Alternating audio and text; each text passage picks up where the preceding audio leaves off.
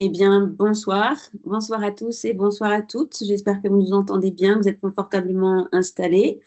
Je m'appelle Maya Michalon. J'ai le plaisir, l'honneur d'animer cette conversation ce soir qui est proposée par la CLF et Fontaine aux Livres dans le cadre du cycle des conférences Convergence. Nos trois invités sont là ce soir, aux côtés d'Étienne Dimmer, qui est à la fois cofondateur de l'association de la CLF et un membre actif, puisqu'il est en charge du cycle Convergence. Ce cycle de conférences et de tables rondes se donne le projet, l'objectif d'interroger le rapport entre les correcteurs et les autres métiers de la chaîne du livre. Aujourd'hui, nos trois invités sont présentes pour évoquer l'articulation fine entre le métier de maquettiste et le métier de correcteur, à travers l'exemple de la collection Photopoche, qui est au sein des éditions Actes Sud, qui se déploie depuis 1982. Je vais vous passer la parole, Étienne, pour un mot d'introduction, puis nous entendrons la Fontaine aux Livres avant d'entamer notre table ronde et nos échanges. Eh bien, bonjour à tous, je m'appelle Étienne Diemer, je coordonne effectivement le cycle Convergence depuis sa création en 2021. C'est un cycle qui a été créé par la CLF il y a donc quelques années. Et la CLF, c'est 200 adhérents environ.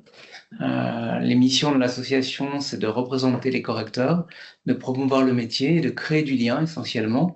Donc ça passe par des réunions TIPOD, par exemple, qui sont des réunions conviviales, ça passe par des webinaires.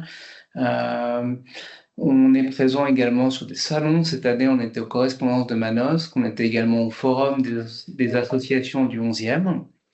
Et voilà, et donc Convergence, c'est un cycle de rencontres dont la ligne éditoriale est la suivante: mettre en relation le correcteur avec les autres acteurs de la chaîne graphique. Alors on s'est penché tour à tour sur l'auteur, l'éditeur, le traducteur. On a fait aussi une saison sur l'articulation traduction-révision.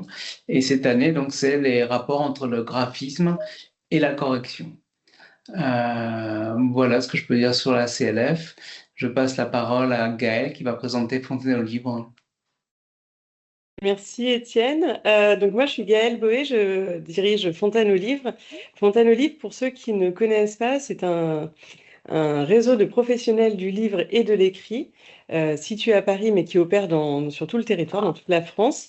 On agrège et on met en relation tous les professionnels du livre qui le souhaitent, que ce soit des correcteurs, des traducteurs, des graphistes, des illustrateurs, des agents littéraires, etc., etc.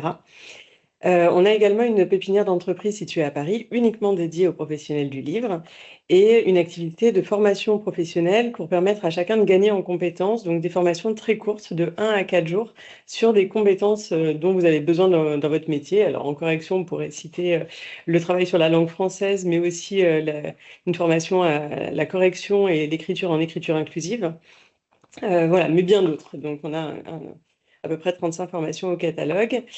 Et on accompagne de nombreux projets qui tous tentent de mettre en valeur et mettre en lien les professionnels du livre. C'est pour ça qu'on travaille de très près avec la CLF depuis de nombreuses années, notamment sur ce cycle Convergence qu'on aime beaucoup, qui donne la parole notamment au correcteur qui est trop souvent un des parents pauvres de l'édition, alors que ça devrait être quelque part presque le parent central de l'édition, puisque il n'y a pas d'auteur sans écriture, il n'y a pas d'écriture sans correction.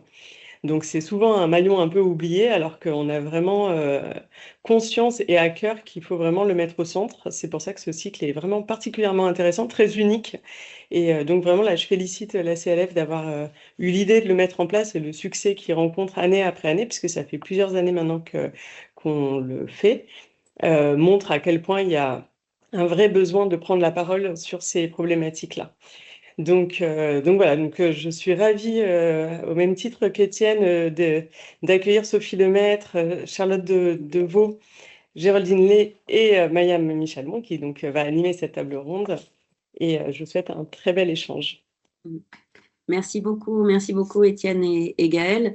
Je rebondis effectivement sur le côté très précieux de cet échange. Moi, ça fait 20 ans que j'anime des rencontres littéraires et c'est la deuxième fois seulement que j'ai l'occasion d'accueillir et d'entendre des correcteurs, et en tout cas une réflexion autour de ce métier-là. Donc c'est très très peu représenté, et donc je suis très heureuse ce soir de participer à cet échange.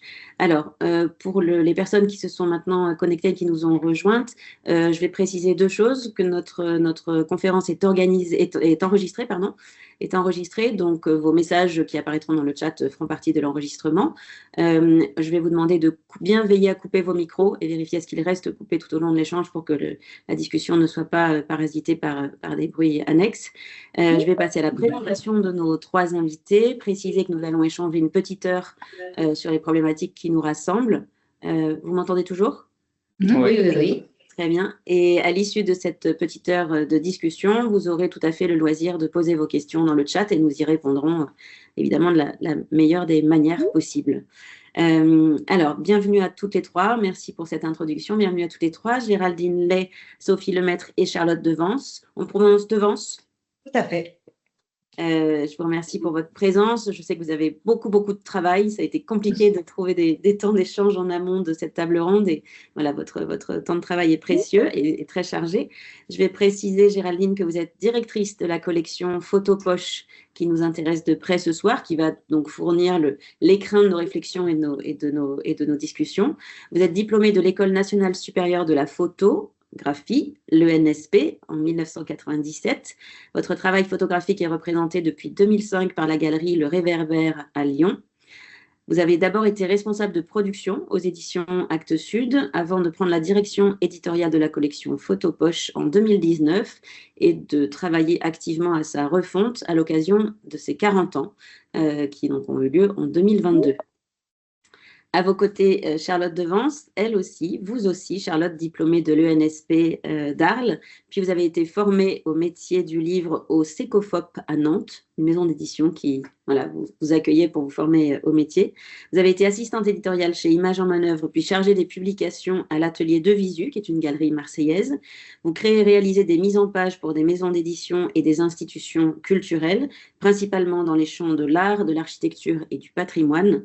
Vous êtes aujourd'hui graphiste indépendante, installée à Montpellier depuis 2005, et vous avez pris en main la mise en page et la maquette de Photopoche à la suite d'Anne Ambellan, qui devrait être parmi nous ce soir, depuis le mois de janvier dernier.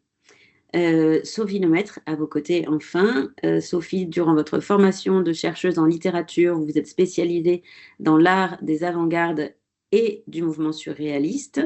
Que ce soit en rédaction pour la préparation de copies ou les projets éditoriaux, votre terrain de jeu favori se situe à la croisée du texte et de l'image. Vous êtes aujourd'hui coordinatrice éditoriale chez Actes Sud auprès de Géraldine, dont je crois vous squattez le bureau très régulièrement. C'est ma deuxième maison. C'est votre deuxième maison. Vous êtes toutes les trois donc en charge de cette collection et nous allons témoigner avec vous de ce travail d'équipe que représente l'animation d'une telle collection. Vous allez nous en faire découvrir les rouages et les articulations. Peut-être que pour commencer, Géraldine Lay, je vous laisse faire un bref rappel historique de la collection Photopoche qui a été créée en 1982 par Robert Delpire. Est-ce que vous pouvez nous en montrer les quelques grandes étapes pendant que j'installe à l'écran le document qui va accompagner notre discussion? En fait, ce que j'aime rappeler, c'est que la collection Photopoche, elle a été créée par Robert Delpire, qui était à ce moment-là directeur du CNP. Le CNP, c'était le Centre national de la photographie. En 80, donc tout ça démarre en 81 sous la présidence de François Mitterrand et surtout du ministre de la Culture, Jacques Lang. Donc, Photopoche est vraiment liée à cette histoire qui nous concerne aussi du prix unique du livre, de la création donc, du CNP, de la création de l'école de photographie. Et Jacques Lang, il y a un petit film qui avait été d'ailleurs réalisé par Sarah Moon, la compagne de Robert Delpire, qui redit dans ce petit film à Robert Delpire, mais qu'est-ce que je pourrais faire de plus pour que la photographie atteigne un plus large public? Et là, Delpire lui dit, mais je l'ai. Et il sort une maquette du Photopoche en disant, voilà ce qu'on pourrait faire, c'est un livre de poche de photographie. Et il avait déjà tout son projet en main, et c'est le démarrage de la collection en 82. publié à ce moment-là par le Centre national de la photographie. Donc les premiers titres sont estampillés CNP. Après, la collection va être reprise par Nathan et pendant une dizaine d'années. Et elle arrive chez Actes Sud en 2006, 2004-2006. Ok. Voilà. Donc ça fait déjà 20 ans que la collection est chez Actes Sud. Elle était toujours dirigée par Robert Delpierre jusqu'en 2017 où il décède. Et moi, et Benoît Rivero, qui en était l'éditeur maison. Et moi, je reprends donc la collection en 2019. Et il se trouve qu'en 2022, c'était le 40e anniversaire. Et je propose à ma direction de revoir la charte graphique de la collection qui, certes, avait été devenue une institution comme la Pléiade, mais qui ne me semblait plus toucher le public aussi largement que ce qu'elle elle faisait au tout début de son démarrage, quoi. Donc voilà, c'est 42 ans maintenant, 42 ans et plus de 200 titres. Alors, quelques-uns des titres sont à l'écran. Le tout premier était consacré à Nadar.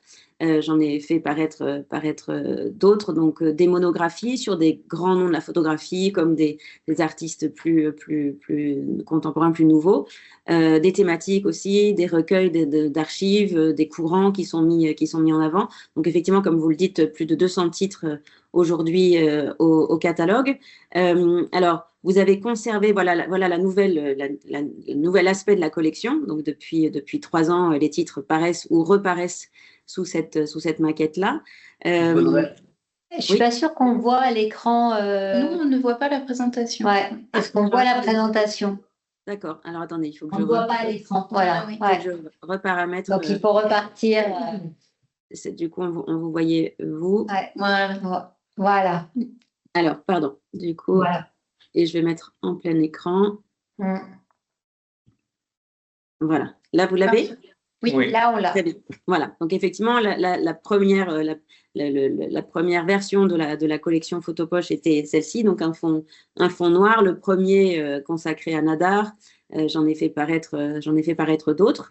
Il y avait donc cette petite chronologie qui synthétisait les grandes étapes de l'histoire de la collection pour la situer aux yeux de tout le monde. Et donc entrer maintenant dans cette nouvelle version depuis 2022. Les titres sont réédités ou édités lorsque ce sont des nouveautés sous cette nouvelle charte graphique. Alors, vous avez quand même conservé tout un tas de caractéristiques de cette collection, notamment le format, je crois, le nombre de pages, 144, une 65aine de photos à peu près par ouvrage. Et je crois que vous êtes passé, c'était 7 parutions annuelles, vous êtes plutôt à 10-12 actuellement. Est-ce que vous pouvez nous décrire en quelques mots les nouvelles caractéristiques, ce que vous avez apporté de nouveau à cette maquette? En fait, il s'agissait vraiment de revoir la maquette, mais le principe fondateur de la collection, qui était, même pour vous parler techniquement, ce format, la pagination. Il faut imaginer que aujourd'hui, quand il est imprimé sur une machine 120-160, c'est une seule feuille recto verso qui va être ensuite coupée en cahier de 24. Mais voilà, l'intelligence aussi de ce format et de cette pagination, c'est aussi une intelligence technique, puisque toute la difficulté de la collection, c'est d'être à un prix de poche tout en étant à la fois sur une exigence de beaux livres.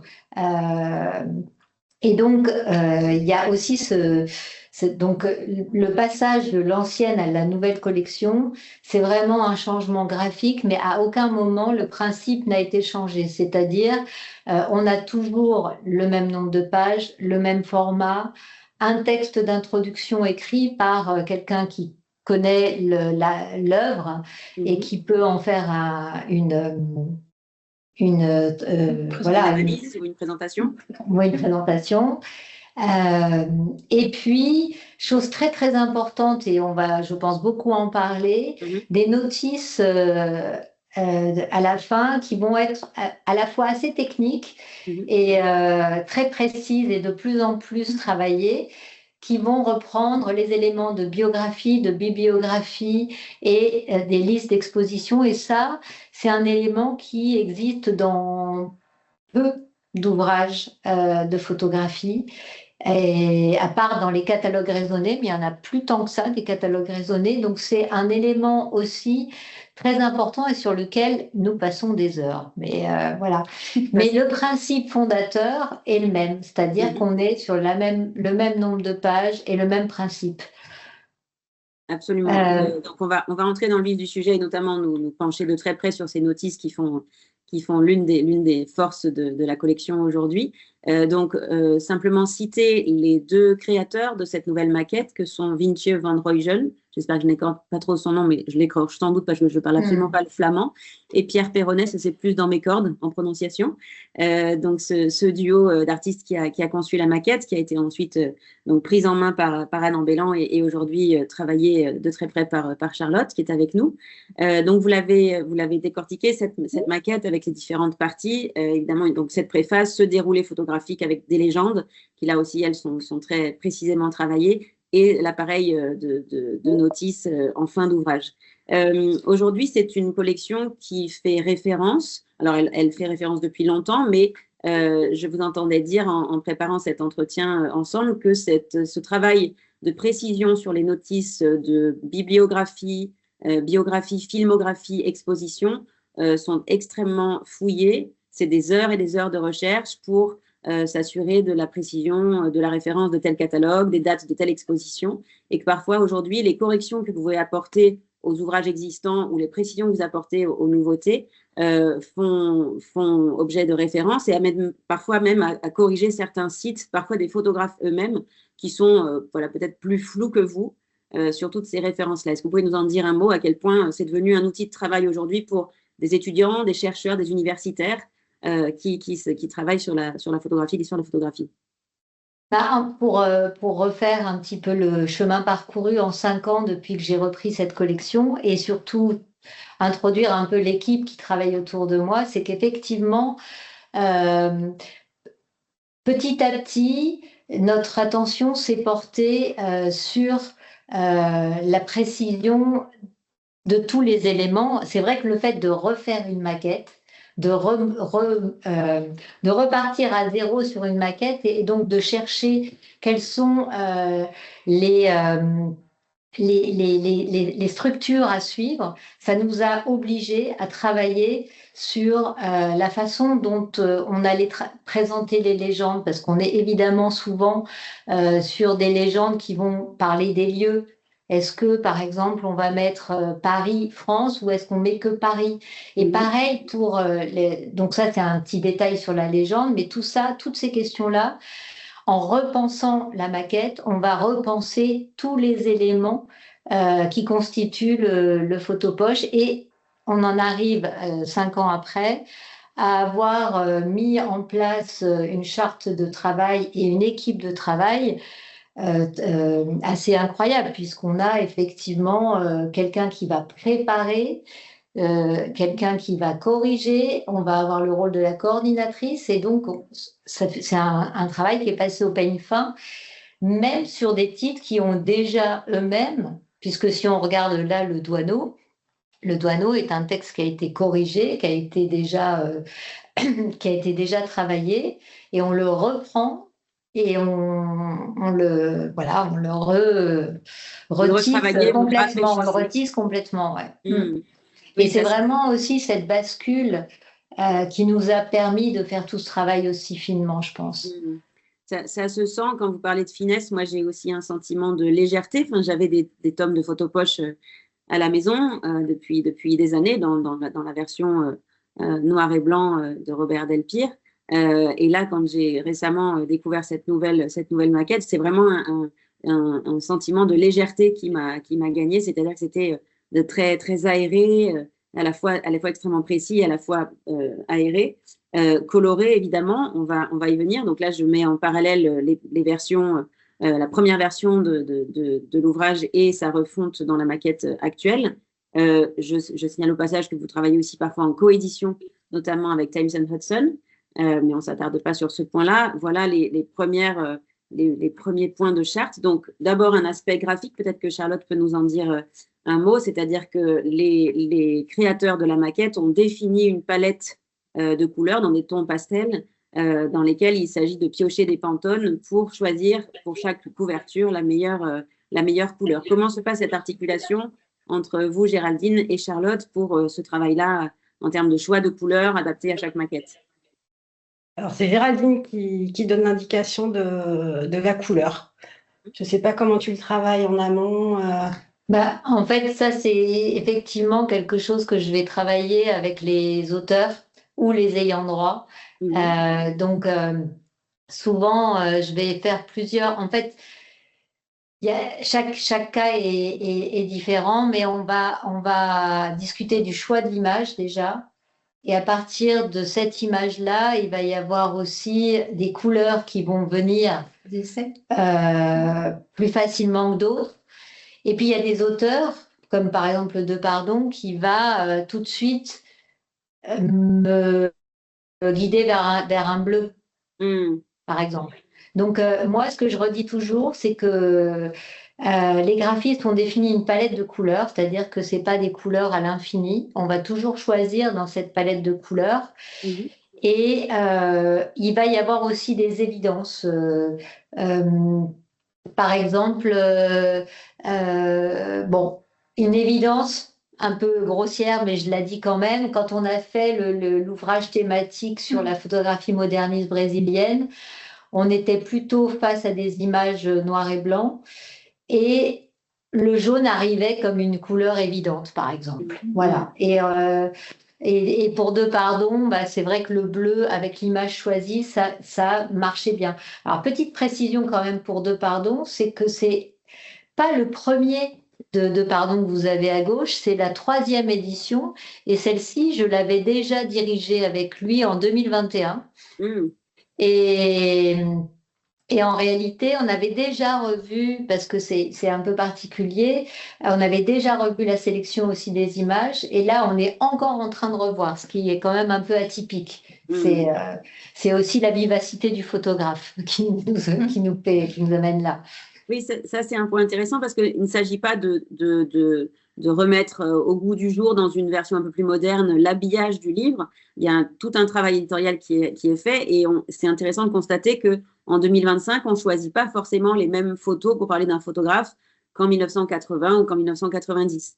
Donc, il y a toute une sélection qui est refaite aussi et qui dit quelque chose de notre temps présent et de notre œil sur ce photographe-là. On a vu que les photos de couverture changeaient, mais les sélections des photos à l'intérieur des maquettes changent aussi. Tout à fait. C'est surtout, en fait, pour juste dire un mot, mais quand on a un photographe, par exemple, très récemment, on a fait le passage du photopoche de Daido Moriyama dans la nouvelle maquette, mais la sélection de l'époque était encore complètement juste par rapport à l'œuvre de Daido Moriyama, et on n'a pas fait de changement de sélection. À l'inverse, quand on est face à un Raymond Depardon publié dans les années, au tout début, je crois que c'était dans les années 2000, et Raymond Depardon en 2025, ce n'est pas la même œuvre. On ne peut pas, comme l'ouvrage, sa prétention, c'est d'être quand même une sorte de mini-rétrospective, il faut qu'elle soit représentative de la carrière d'un photographe. Et donc, effectivement, il était nécessaire de revoir cette sélection. Donc, c'est vraiment tout ce jeu entre ce qui reste, certains titres restent justes et d'autres non. Et souvent, quand même, on est amené à revoir la sélection. À la remanier un peu. Voilà. Alors, pour entrer dans le vif du sujet, après avoir donc installé l'histoire et le cadre de cette collection, pour qu'on sache au sein de quel univers graphique et éditorial on va évoluer dans cette discussion. Peut-être vous entendre à votre tour, Sophie, sur cette charte qui est très précise là à l'écran, que j'ai donc déclinée pour qu'elle soit un peu plus lisible. Donc ça, c'est ce qui va, c'est votre charte pour guider le travail de référence dans cette partie de notice qui est à la fin de chaque ouvrage, donc concernant les légendes, la typo générale de l'ouvrage, mais aussi les légendes, les rubriques annexes qui sont donc les bibliographies, les expositions, éventuellement la filmographie. Alors, est-ce que vous pouvez nous en dire un mot? Parce que là, quand on le voit à l'œil comme ça rapidement, c'est extrêmement précis, extrêmement technique. Voilà, comment est-ce que ça, est-ce que vous l'avez maintenant vous complètement adopté et vous avancez en l'ayant intégré, ou est-ce que c'est un document qui reste une référence à laquelle vous vous reportez régulièrement? D'abord, il faut dire que cette charte, elle est en work in progress, et que n'étant pas l'unique correctrice sur cette collection, donc je représente une équipe de correcteurs en réalité, je n'en suis pas la seule, il y en a peut-être parmi nous qui nous entendent, et cette charte, en fait, elle est en évolution permanente parce que à chaque titre, quasiment des nouvelles questions se posent, c'est-à-dire que le passage de l'ancienne à la nouvelle maquette, il est encore en cours. Il est voilà, donc elle est en perpétuel enrichissement, donc on ne s'y réfère pas comme une Bible, mais au contraire comme quelque chose qu'on alimente au fur et à mesure des cas qu'on rencontre, et ils sont nombreux, ils ne manquent pas de se poser à chaque numéro. Donc c'est pas tellement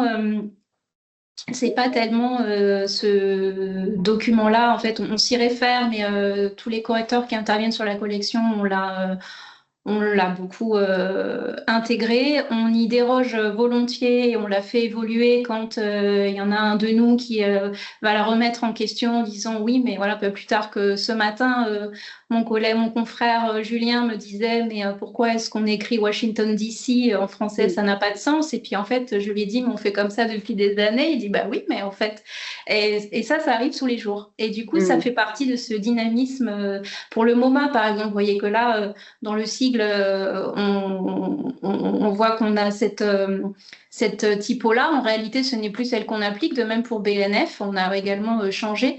Donc, ce sont des choses qu'on doit... En fait, on est plus dans la vie que fondé sur ce document-là, à mon sens. Donc, ça, c'est une chose. Et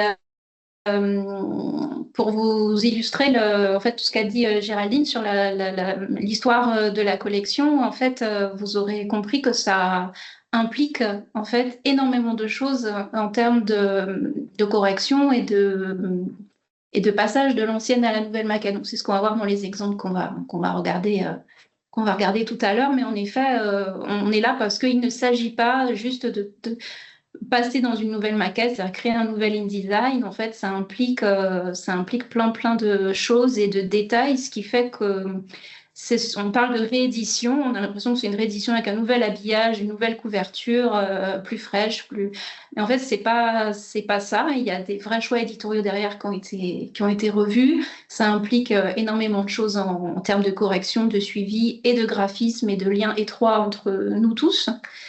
Voilà, donc c'est pas seulement un presse-bouton, quoi.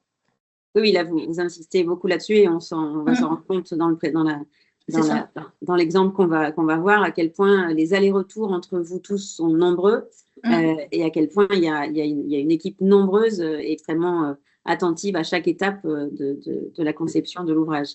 Alors, vous nous avez fait parvenir un exemple de travail, donc c'est celui sur lequel vous travaillez actuellement, que vous venez de citer.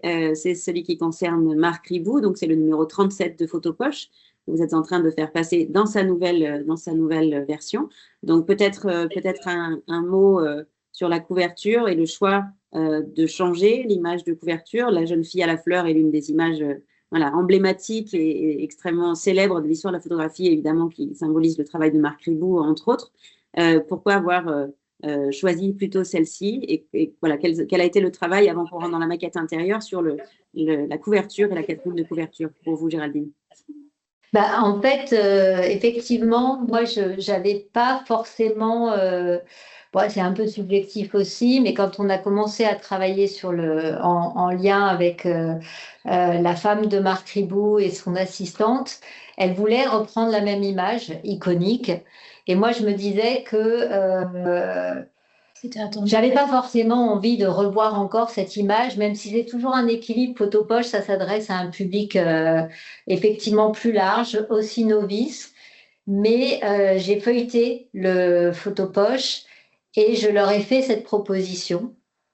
qu'elles ont tout de suite accepté parce qu'elles ont trouvé ça magnifique. Marc Ribot, il est connu aussi pour avoir passé énormément de temps en Chine et être un des premiers photographes, à être un des photographes en tout cas, qui a documenté toute cette période de la moitié du siècle, en gros, chinoise.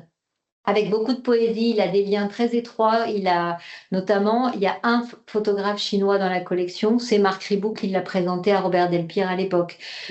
Et donc, par rapport à son histoire, je trouvais que ça faisait du bien aussi de le ramener là. Et cette image, elle est magnifique.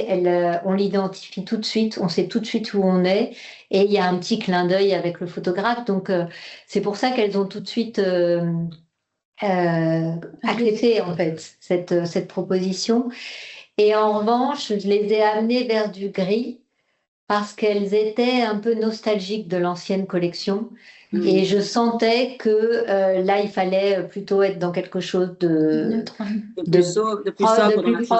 plus proche du noir et blanc. Et voilà. Donc, voilà l'explication. Oui, c'est une image qui raconte plein de choses. On voit ce jeune photographe qui est en train lui-même de prendre une photo. Il y a cette perspective, cette brume qui sont à l'œil assez intrigantes et qui racontent des choses aussi. Et puis ce jeune homme qui court, qui a l'air de fuir quelque chose. Voilà, j'ai l'impression. Moi, quand j'ai vu cette photo, je me dis il y a plein d'histoires en une seule image et la sensation est assez forte.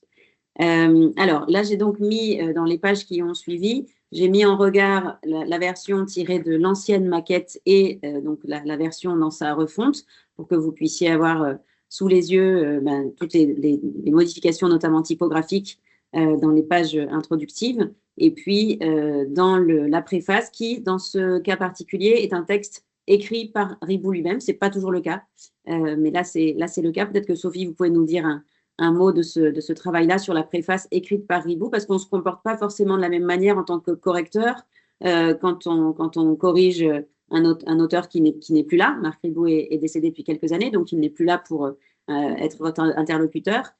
Donc il y a un rapport peut-être un peu plus fétichiste avec un texte qui a été écrit par lui qui n'est plus là pour intervenir dessus. Comment est-ce que vous avez abordé ce travail-là ? Je l'ai abordé très délicatement parce qu'en effet, quand j'ai découvert que l'introduction a été écrite par Marc Ribot lui-même, ma première réaction en tant que correctrice, ça a été « on ne touche rien ». Et voilà. Alors, ce qui arrive parfois alors, c'est pas ce qui s'est passé dans les faits, mais c'était l'abord. Et en fait, ce qui se passe, c'est que quand Géraldine m'indique qu'elle souhaite publier, faire une réédition d'un photopoche, moi, je vais en fait faire le désarchivage, trouver le bon numéro, de la bonne année. Souvent, ça prend un petit peu de temps parce qu'il y a eu plusieurs éditions, il faut trouver le bon fichier. Ce qui peut se passer, c'est que dans les précédentes éditions, parfois, les introductions n'avaient pas de titre. Et là, on est face à un dilemme quand l'auteur n'est plus parmi nous, c'est qu'il faut décider d'un titre. On a un brainstorming aussi sur ce plan-là.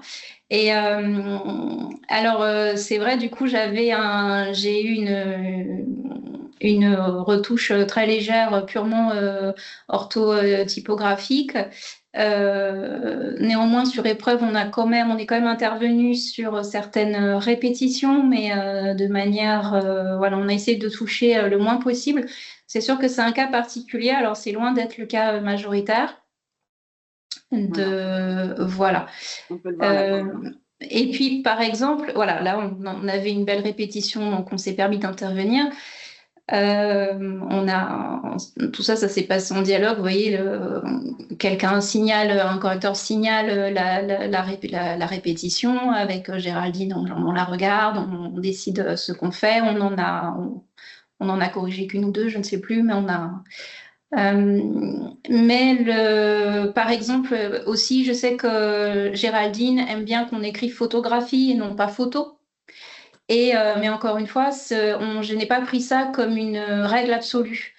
Et là, on le voit bien, en fait, Marc Ribot emploie le terme de photo. Et je me voyais mal mettre, surtout pour ce mot-là, de mettre dans sa bouche le terme photographie. Donc, j'ai eu un petit dilemme intérieur de me dire, mais est-ce que je fais plaisir à mon éditrice ? ou est-ce que dans le flux de la parole de Marc Ribot, dans ce texte qui sonne un peu comme un discours ou comme une parole d'entretien, est-ce que je respecte sa parole? Et on a choisi en concertation. Donc, ça peut paraître des détails, mais c'est vraiment cette collection, c'est vraiment une histoire de détails. Alors, il y a eu un autre cas, ça me fait penser à un autre cas pour Robert Doisneau. Eh bien, je me rends compte que non seulement c'est un texte où il y a la voix de Robert Doisneau, donc un texte qui datait de 40, 50 ans, peut-être 40 ans, et en plus c'était un entretien. Et je me suis dit, bon, bah, pareil, on ne touche pas. Et puis, en rentrant dans la lecture, j'avais quand même envie d'intervenir. Je me posais des questions. Eh bien, on a recherché la personne qui menait l'entretien. Je l'ai contacté et il était absolument ravi de pouvoir ouvrir ce dialogue, redécouvrir ce texte. Et je lui ai fait quelques propositions et on a retravaillé le texte en concertation. Et lui, c'était le parfait interlocuteur puisque il se souvenait très bien de ce moment avec Doisneau. Et voilà, donc il y a plusieurs cas en fait dans ces introductions et ceux-là sont des cas particuliers en effet. Vous parlez de détails, mais moi, ce que j'entends et ce que je lis, ce que je comprends à travers vos corrections, c'est le respect d'un état d'esprit. En fait, c'est essayer d'être au plus proche de qui était le photographe, de son histoire. Dans le mot photo, moi, j'entends, je me souviens à ce moment-là, en le lisant, que Marc Ribot était un photographe autodidacte. C'est pas quelqu'un qui a été formé par une école, etc. Donc, il a commencé très jeune avec son appareil photo.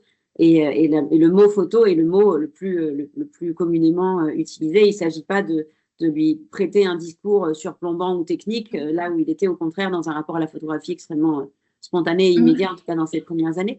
Donc ces détails-là participent à l'état d'esprit du texte et donc à travers le texte à l'état d'esprit de son auteur. Donc c'est ça. Et pour parler d'une dimension très concrète de la correction, ce que j'ai fait pour ce texte-là, pour le corriger et aussi pour l'entretien avec Doisneau, c'est que je l'ai lu à haute voix. Oui. Ce que je ne fais pas avec les autres. Donc là, ça m'a permis de faire sonner un peu la voix et de prendre des choix. Et vous voyez, la répétition d'œil, elle se retrouve sur épreuve et c'est avec Charlotte qu'on l'a corrigée sur épreuve parce que moi, au moment de la correction sur Word, je n'avais pas osé, je l'avais laissée telle qu'elle. On a finalement trouvé... Ça, c'est une étape importante donc, sur laquelle on va revenir, c'est ces différents formats des manuscrits. Par contre, donc, pour lire cette correction-là, donc effectivement, si on lit le texte, donc ça c'est dans la préface de Marc Ribot rédigée par lui-même, l'œil comme les autres sens a ses plaisirs, mais le plaisir de l'œil demande plus d'entraînement. La fausse note heurte l'oreille, l'aigreur irrite le palais, le bon œil est aussi sensible aux fautes visuelles. Face à l'embrouillamini des formes qui se mélangent et qui se superposent devant notre œil, nous devons élaguer pour trouver et isoler un, etc. Donc, vous intervenez sur 2 œils sur 4. Pour alléger la répétition, mais quand même conserver le terme quand il est le plus précis et qu'il n'y en a pas de meilleur adapté. Mais là, donc, on assiste à votre échange avec Julien Marmaillou, qui est intervenu sur cette correction. Donc, il vous pose des questions. C'est l'étape de son travail là où il vous pose des questions en tant que coordinatrice pour solliciter votre avis et l'aider à trancher sur ces corrections-là. Je crois que j'ai mis encore une page. Là, on est un peu plus loin dans l'ouvrage, dans la notice biographique. Donc, j'ai essayé d'ouvrir toutes vos petites vignettes de questions. Voilà, c'est très bien fait. Pour rendre compte donc, des différents sujets. Et en fait, ça concerne, moi, c'est ce qui me fascine dans vos métiers de correcteur, c'est la variété, l'immensité des sujets qu'il faut aborder, que ce soit technique ou purement sur la ponctuation, par exemple.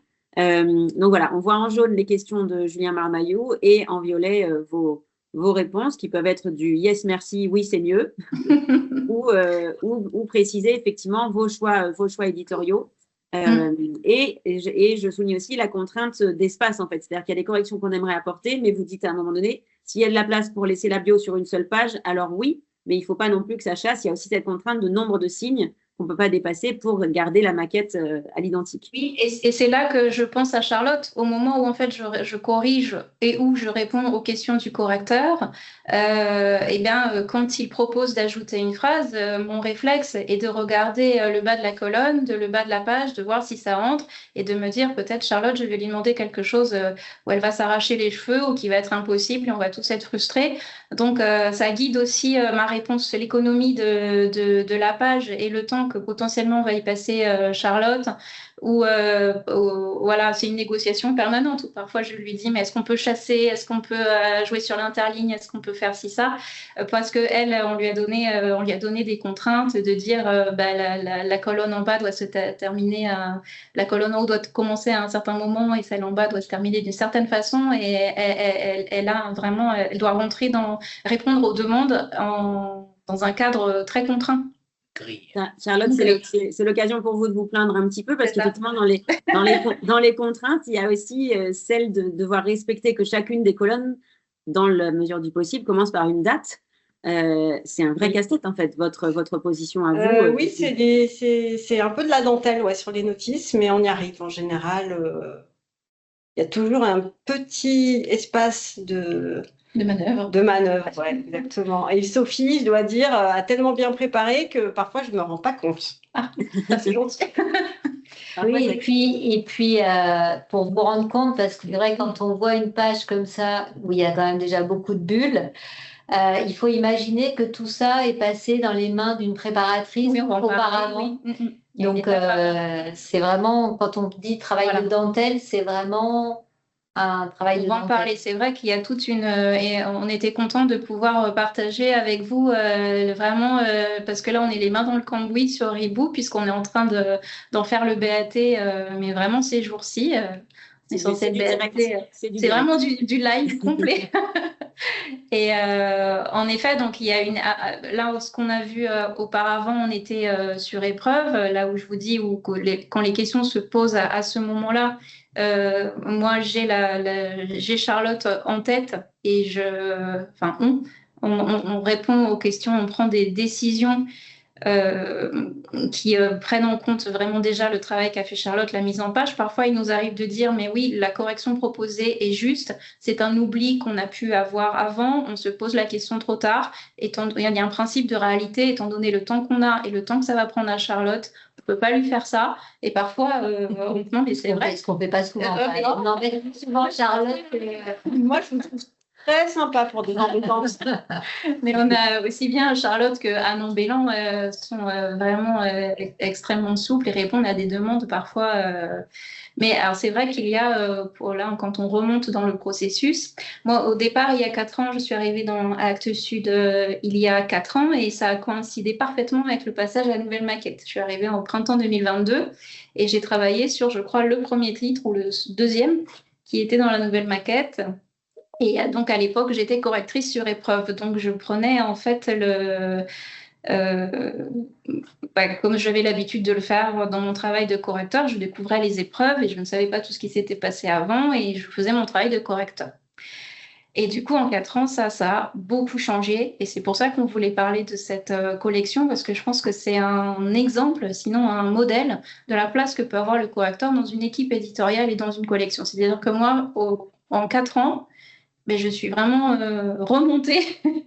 Je suis remontée jusque dans le bureau de Géraldine et je suis de plus en plus en amont auprès d'elle. Et j'ai essayé de remonter les choses. C'est-à-dire que quand j'ai pris les premières épreuves il y a 4 ans, je me suis rendu compte de la quantité de travail qu'il y avait sur épreuve et je me suis dit, c'est pas possible, il faut intervenir avant, et notamment sur les notices. Et il faut travailler beaucoup plus sur Word et on a essayé d'instaurer cette étape qui est aujourd'hui, je crois, assez solide et incontournable. Et on y passe effectivement beaucoup de temps pour que justement sur épreuve, ça soit ensuite le plus fluide possible. Et donc pour ce qui est de la biographie que nous voyons là, puisqu'on a toujours à chaque fois une introduction, des légendes, une biographie, des notices, expos, biblio, filmographie, audiovisuelle. Sur la biographie, dans le passage dans la nouvelle maquette, il y a en fait un choix éditorial qui a été pris avec Géraldine, c'est de plus rédiger. Avant, dans l'ancienne maquette, on avait, je vois pas très bien parce que je suis myope, mais on avait simplement travail, on avait uniquement des verbes. Donc on a ce travail de rédaction qui ne pourrait pas être fait sur épreuve, d'abord parce que en plus avec le drapeau dont Charlotte nous parlera peut-être, qui est une des contraintes. Là, donc on essaie, cette rédaction-là, on essaye de la faire au maximum sur Word. Ça, c'est pour la biographie. Et puis, ce qui se passe dans la biographie aussi, c'est que dans le passage de l'ancienne à la nouvelle, eh ben, on regarde à quel moment on s'arrête et éventuellement on ajoute des entrées. Donc là, il y a aussi, ça se passe aussi dans l'étape du Word. ouais. Ça, c'est pour la bio. Et parfois, hélas, comme pour Monsieur Ribou, nous avons eu à ajouter la triste entrée qui racontait son décès. Voilà. Donc, du coup, ça fait beaucoup d'endroits sur lesquels vous intervenez. Et effectivement, c'est intéressant d'entendre que plus vous intervenez en amont, plus la suite va être légère. Sinon, c'est comme si toutes les coquilles, les erreurs, les imprécisions s'entassaient les unes après les autres au fil des étapes pour arriver en paquet à la dernière. Voilà, moi, pendant longtemps, j'étais correctrice sur épreuve et moi, je suis remontée dans l'étape du Word. Et aujourd'hui, j'organise beaucoup plus cette étape-là où je ne suis pas toute seule, on va en parler. Et c'est pour ça que c'est maintenant Julien plutôt ou Marilène ou d'autres qui interviennent sur les épreuves. Mais moi, je suis remontée dans le processus. Alors là, on voit donc dans la colonne de droite votre nom intervenir très souvent, donc Sophie Lemaître qui est citée. Donc vous supprimez des points, vous corrigez évidemment des majuscules, des mots manquants, des imprécisions, des dates, vous ajoutez des entrées quand c'est nécessaire. Mais on voit deux autres noms s'intercaler, celui de Catherine, celui de Lorraine. Donc ce n'est pas seulement votre document de travail. À cette étape-là, c'est une équipe qui travaille dessus. Exactement. En fait, moi, je désarchive le document, je crée un Word, je le nettoie le plus possible et ensuite, il y a des questions qui se posent sur ce qu'on conserve, ce qu'on précise, ce qu'on enlève, ce qui était erroné. Là, Lorraine me dit, mais attendez, la date de ses études, j'en suis plus très sûre, il faut que je vérifie. Alors, je le passe en rouge et puis je demande à Charlotte de le laisser en rouge sur la maquette pour pas qu'on l'oublie. Ça arrive souvent. Que Lorraine travaille pour l'association pour les amis de l'association de Marc. C'est la directrice des amis d'association, oui. Donc, elle a un regard précis sur son parcours. Oui. Alors ça, c'est le travail sur les légendes. Oui, sur les légendes, il y avait des choses qui m'intéressaient, c'est-à-dire qu'il y a des termes qui peuvent être modifiés. Dans la première version, c'était les bonnes sœurs devant Notre-Dame qui a été, et vous l'avez remplacé par le mot religieuse. Et puis, il y a des réalités politiques ou géopolitiques aussi qui évoluent. Et effectivement, je vais remonter dans la maquette, mais celle que j'avais choisi de faire figurer comme la première photo, donc celle de droite, c'est la première photo de la nouvelle maquette. Elle est prise à Dubrovnik en Yougoslavie, pays qui n'existe plus. Donc là, il y avait une note de votre part aussi. Qu'est-ce qu'on fait de cette mention-là, la Yougoslavie? Est-ce qu'on la maintient parce qu'à l'époque de la photo, c'est le pays qui est présent. Aujourd'hui, ce n'est plus Dubrovnik n'est plus en Yougoslavie. Donc ça. C'est pour ça que voilà. Oui, c'est pour ça que, comme je vous disais, la charte, on ne l'utilise pas de manière bête et méchante. Moi, j'aime bien faire en fonction du contexte et de la matière qu'on a, plus que d'avoir une application d'une règle comme ça qui s'appliquerait à tout. C'est pas possible. Et là, c'est une question que je l'ai soulevée. Pour le coup, c'est pas une question que j'ai résolue, je l'ai soulevée et puis elle a été réglée sur épreuve. Et là, c'est Julien, l'autre correcteur sur épreuve, qui a un peu le dernier mot. Je m'en remets à sa décision.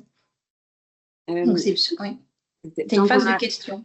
Oui, j'entends bien. Tant qu'on a les images à l'écran, Géraldine, là, il y a un travail sur le déroulé que j'ai trouvé assez saisissant. Donc là, vous avez la première photo de la première maquette et la première photo de la nouvelle maquette.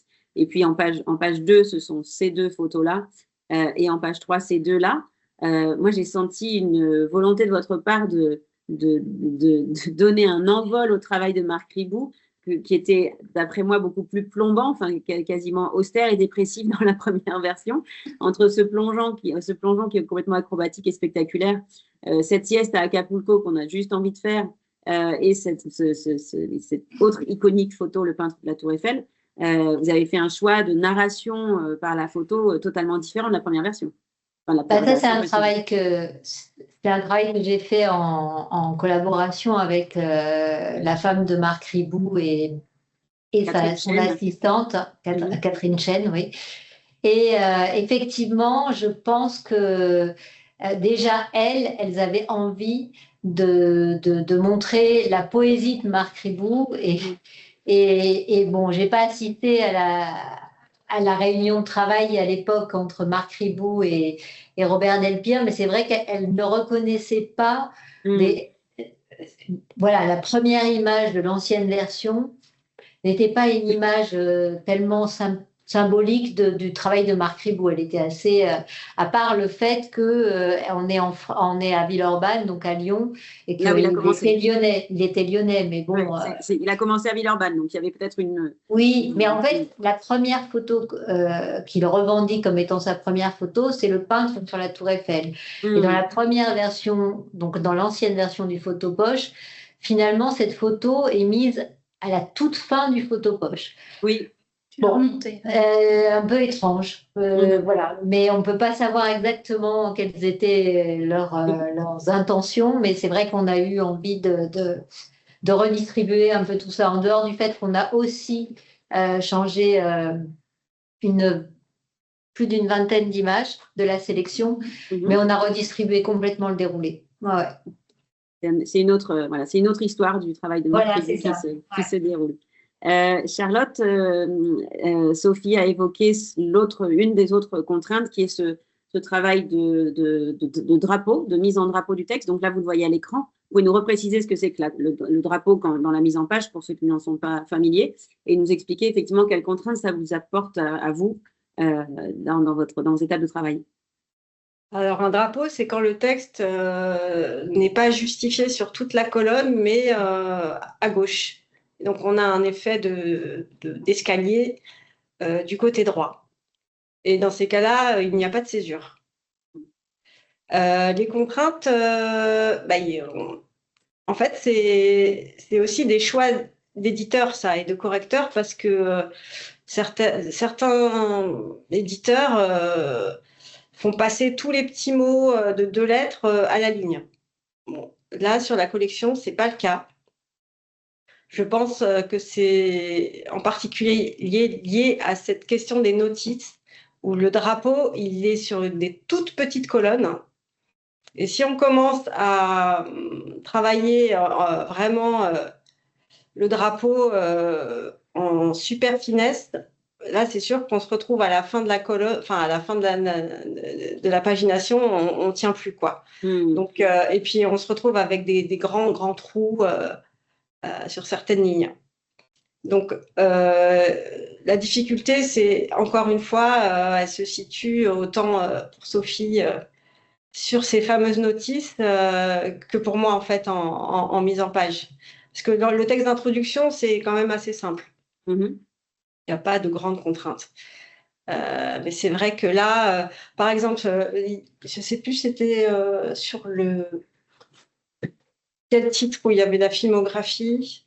C'est celui-ci. Oui. En fait, je me suis retrouvée avec le mot filmographie que je devais intégrer dans la police et le corps indiqué et qui ne rentrait pas sur la colonne. Il était trop long. Je ne sais plus ce qu'on a trouvé comme solution. J'ai triché. Mais voilà, parfois il y a des mots très longs et. C'était document audiovisuel qui ne rentrait pas. C'était le mot audiovisuel qui ne rentrait pas. C'est ça ? Ah oui, peut-être, ouais. Donc, voilà. Vous trouvez des astuces. Alors, je remonte un peu dans le déroulé pour revoir effectivement. Il y a un travail aussi qui est très précis sur les légendes. Peut-être qu'on peut en dire un mot dans la mise en page, Charlotte. Alors en fait, la maquette, elle est extrêmement précise. Donc moi, j'ai assez peu de questions à me poser en fait sur la disposition des éléments dans la page. Sauf parfois quand il y a une double page où l'espace, la marge du bas est trop petite pour intégrer la légende sur la page en question. Il faut la mettre sur la page précédente. Ça peut être éventuellement une question que vous pouvez me poser, mais sinon, c'est quand même très, très précis. Et moi, j'avoue que mon travail est assez confortable par rapport à ça. Alors, vous dites ça, mais vous êtes parfois mise un peu sous pression en termes de délai. Et ça demande quand même non seulement une souplesse, une efficacité, une capacité d'adaptation.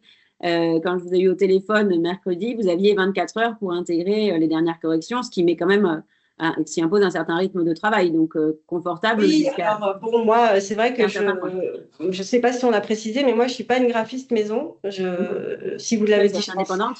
Voilà, donc j'ai un peu aussi cette habitude de travailler un peu à flux tendu, donc c'est pas tellement quelque chose qui me pose problème. Mhm.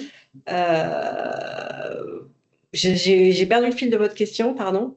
Bah, vous parliez du confort que vous étiez dans un Ah travail oui, confortable, sauf quand il faut en fait, effectivement oui, ce être. que je veux dire, c'est que, comme vous l'avez compris, c'est quand même extrêmement bien préparé par Sophie et Géraldine. Donc, en fait, moi, mon rôle, c'est vraiment, je suis un peu la veille ouvrière, quoi. Je n'ai presque plus qu'à mettre les choses dans la page. Et Alors, vraiment, le travail, vraiment, où je passe du temps, ce sont les notices, en effet. on Oui, va voir sur le travail des notices parce que ça peut oui, nous permettre. parlons-en. Oui. Oui. Et puis, je peux aussi préciser, parce que moi, j'ai récupéré, en fait, les documents de travail, enfin, les gabarits, en fait, de Anne Ambellan, qui étaient très, très bien préparés, avec des feuilles de style vraiment parfaites, bien rangées. Enfin bon, donc pour moi, oui, je peux dire que je travaille très confortablement sur la collection Photopoche.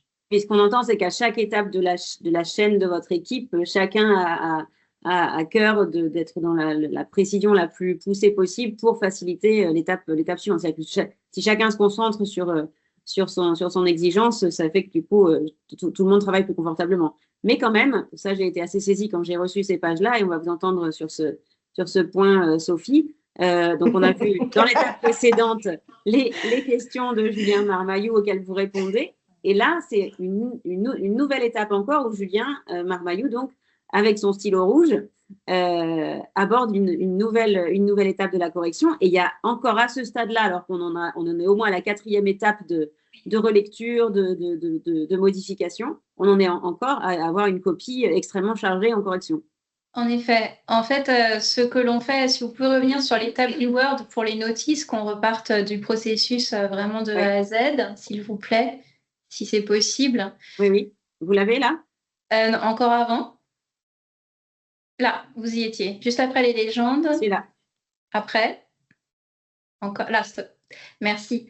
Là, en fait, c'est le Word que je vous ai mis absolument brut de décoffrage quand je vais chercher le fichier de l'ancienne édition.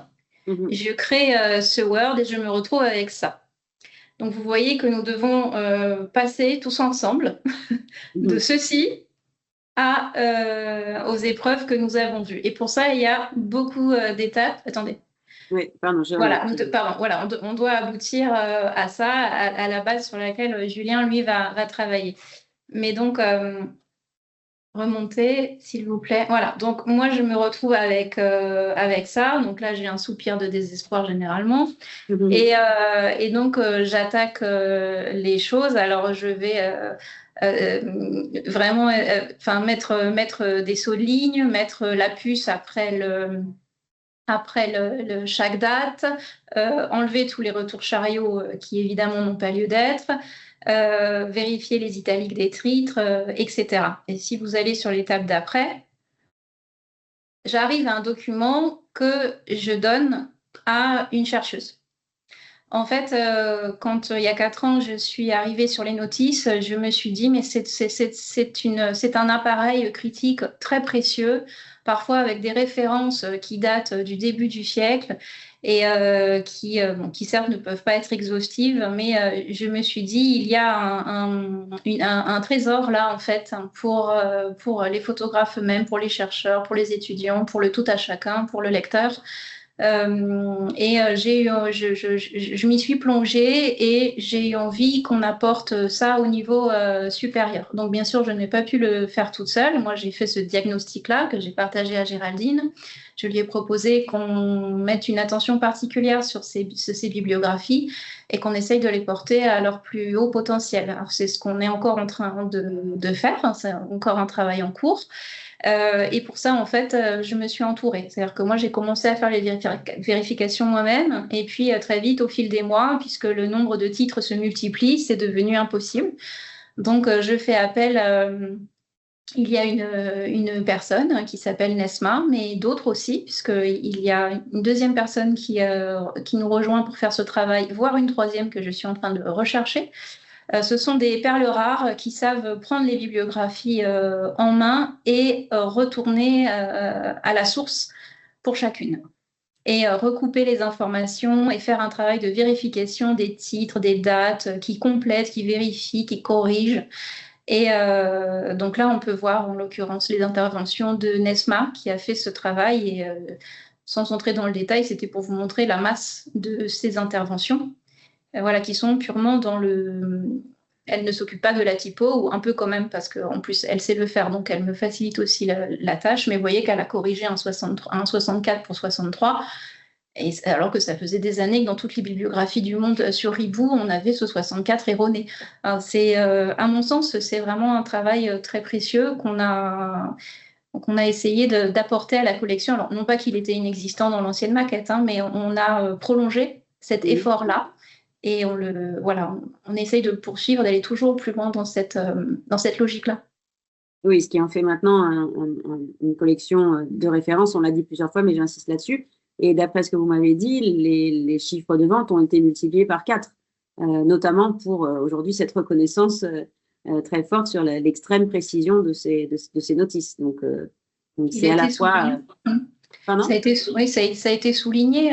Je crois qu'il y a des journalistes qui ont pu dire à Géraldine. Oui, j'ai remarqué. On a des journalistes qui nous ont qui ont écrit sur effectivement cette amélioration en fait des textes et des notices. Donc ça fait plaisir aussi de voir que le travail est perçu et reconnu. Ouais. Et c'est vrai, alors malgré tout, c'est là qu'on revient, on revient à cette page-là. Vous allez me dire, mais alors pourquoi, s'il y a tout ce travail, s'il y a ces personnes très précises qui passent du temps, pourquoi est-ce qu'on arrive là? Alors, d'abord parce que du coup, Julien, lui, en l'occurrence le correcteur que vous voyez qui a écrit sur cette double page, lui, il apporte. Alors, non seulement il va rattraper des petites typos qui étaient passées, que j'avais laissé passer. Ça arrive. C'est assez inévitable. Mais aussi, ce qui est plus intéressant, c'est qu'il va apporter son œil critique, qui va venir compléter tout le travail qu'on aura fait. Et on voit bien, par exemple, vous voyez le bloc qui est barré dans la bibliographie. Pourquoi? En fait, il avait toujours été là. Ce sont des références qui sont anciennes, que Nesma a vérifiées, qu'elle a mises au point, que j'ai validées, qu'on a validées. Et puis, Julien, avec son œil tout neuf, à ce moment-là des épreuves, nous dit, mais attendez, ce ne sont pas du tout des monographies de Ribou, en fait, donc ça ne va pas. Et c'est vrai qu'on ne l'avait pas perçu, nous, voilà. Donc, c'est ça qui est intéressant. Alors, il s'est aussi posé une question très pertinente qui a donné lieu à un dialogue et qui a... Pardon, Charlotte, parce que tu as dû refaire, parce qu'on a changé de parti pris en cours de route, enfin, à ce stade sur les épreuves, mais parce que on en a beaucoup parlé, mais parce que la proposition de Julien était tellement pertinente que du coup, on n'a pas pu faire autrement que de demander à Charlotte de mettre... En fait, il me disait, mais... Nous avons donc un photographe français qui a publié des livres dans le monde entier. Et on se retrouve avec des livres qui ont une version chinoise, une version anglaise, une version italienne. Et du coup, la question, il m'a dit, mais parfois vous avez mis les titres étrangers, parfois non, parfois ils ne sont pas regroupés, comment il faut faire? Et là, il a mis vraiment le doigt sur quelque chose. Et je me suis dit, mince, là, c'est quelque chose qu'on aurait dû faire sur le Word et qui va demander beaucoup de travail à Charlotte. Et on a pris le parti de le suivre parce qu'il a proposé un système de présentation qui faisait beaucoup plus de sens. Et donc, on a regroupé les choses. On a pris le parti de ne mettre que les titres en français et ensuite de décliner toutes les éditions avec un point-virgule. Bref, on a harmonisé. Mais du coup, c'est pour ça qu'il y a autant de... Pour vous dire que jusqu'au bout, en fait, vous voyez que là... c'est pas juste le correcteur sur l'orthotypo, c'est beaucoup plus profond que ça. Oui, j'entends ça. Et effectivement, je repère dans la 3e colonne le « Il voyage dans le cadre de ses expositions et publications », qui en fait avait été souligné à l'étape précédente. Mais à culpa, c'est « Il voyage ». Donc du coup, c'est là que Julien intervient. Donc vous le signalez ici, mais c'est pas forcément. Vous répondez à la réponse, mais c'est pas forcément intégré à ce stade-là. C'est intégré à l'étape d'après. C'est lui qui, en rouge, va indiquer à Charlotte d'intégrer cette correction. C'est ça. En fait, pour qu'il y ait le moins, déjà parce que Charlotte, quand elle reçoit ça, la pauvre, mais pour que justement il puisse donner tout en un seul jeu, il y a cette étape où cet échange de fichiers que je vous avez montré, où on reçoit les questions de Julien. Là, on se met côte à côte avec Géraldine, on y répond. Il y a un travail de dispatch aussi, des questions qui vont être pour l'ayant droit, des questions qui vont être pour le photographe lui-même quand il est encore avec nous. Voilà, il y a aussi ce travail de coordination dont on parlait tout à l'heure, de mettre les choses dans le bon circuit et de récupérer les réponses très vite et de les centraliser. Ça, à mon sens, ça fait aussi partie du travail de correcteur, mais oui, c'est ça qui est important, c'est que tout est lié en fait, parce que on a des décisions édito, évidemment c'est Géraldine qui les prend, mais elle nous demande beaucoup de conseils sur tout ce qui est texte. Donc on peut avoir là cette ouverture aussi qui est très agréable, qui permet d'avoir ce dialogue et que le correcteur ait voix au chapitre sur le contenu. Quand là on supprime deux entrées, évidemment le correcteur ne peut pas le faire de son propre chef, il faut qu'il y ait une validation de la terre entière. Donc et une fois qu'on a répondu à Julien, on lui fait un document le plus clair possible dans les commentaires, on répond à ses questions et lui ensuite il a ce travail qui lui prend du temps, qui est sa propre cuisine que vous voyez, où il traduit toutes les réponses en correction telles qu'on peut connaître correction sur épreuve et il donne le paquet à Charlotte. Et on essaye que des paquets comme ça, il y en ait le moins possible, donc il y ait ce travail de centralisation. Charlotte, est-ce que quand vous recevez cette copie-là, donc là c'est le moment où le manuscrit vous revient pour intégrer toutes les corrections, est-ce que vous procédez vraiment modification par modification ou est-ce que vous avez une lecture sélective, vous traitez d'abord, je sais pas, d'abord les capitales, d'abord les dates, ou est-ce que c'est vraiment ça se fait dans la chronologie du texte? Non, je suis l'ordre du texte pour pas me perdre. Surtout, on le voit plus sur la première page là qui est assez rouge.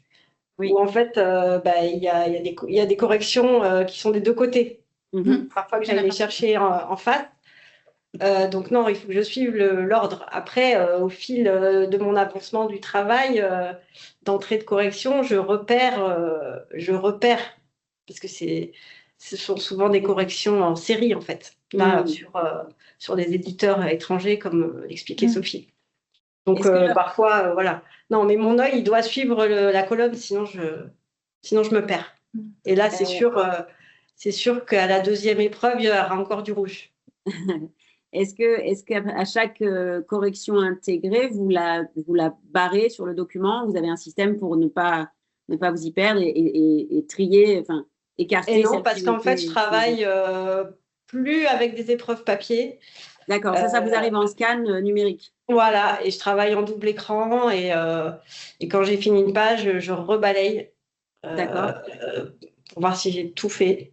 Forcément, j'en oublie, mais j'espère le moins possible à chaque fois. Le risque aussi de cette étape-là, c'est en intégrant une correction, d'intégrer une nouvelle faute.